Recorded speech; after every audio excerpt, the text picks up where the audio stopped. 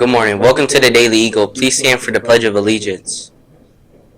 I pledge of allegiance to the flag of the United States of America and to the republic for which it stands, one nation, under God, indivisible, with liberty and justice for all. You may be seated now.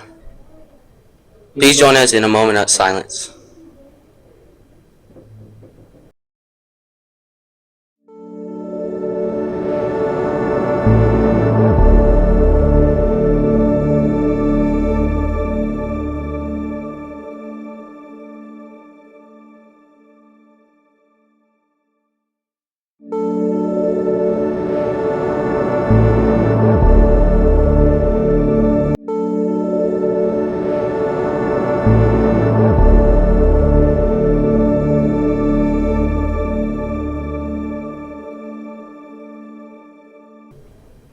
Thank you. Now let's get on with the show and see what's going on at CMS.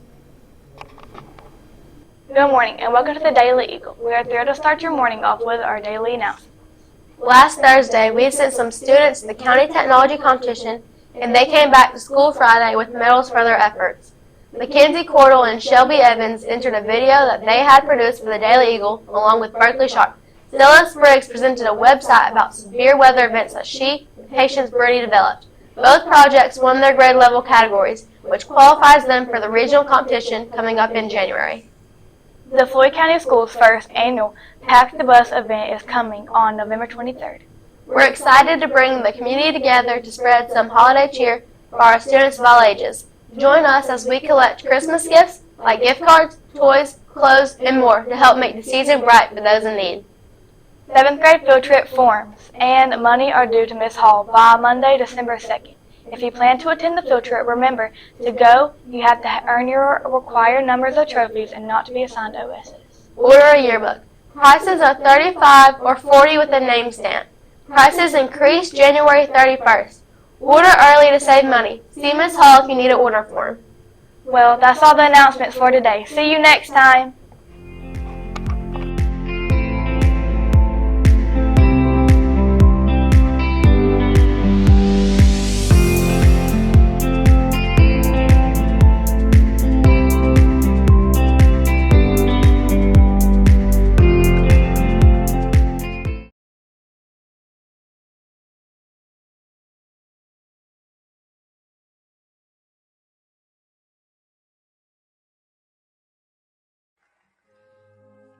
Fourscore and 7 years ago, our fathers brought forth upon this continent a new nation, conceived in liberty and dedicated to the proposition that all men are created equal.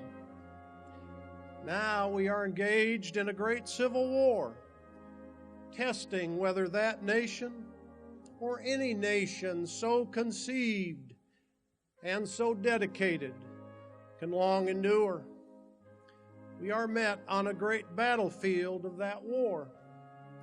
We have come to dedicate a portion of that field as a final resting place for they who here gave their lives that that nation might live.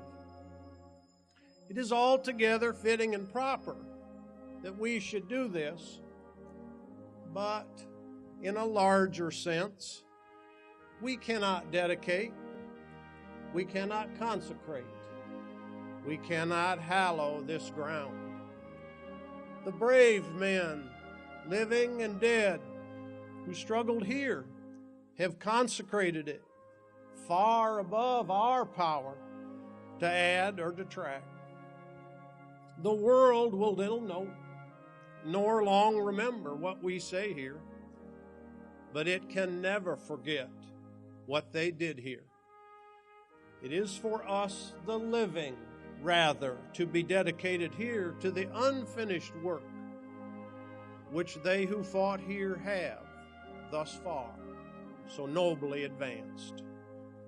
It is rather for us to be here dedicated to the great task remaining before us, that from these honored dead we take increased devotion to that cause for which they here gave the last full measure of devotion.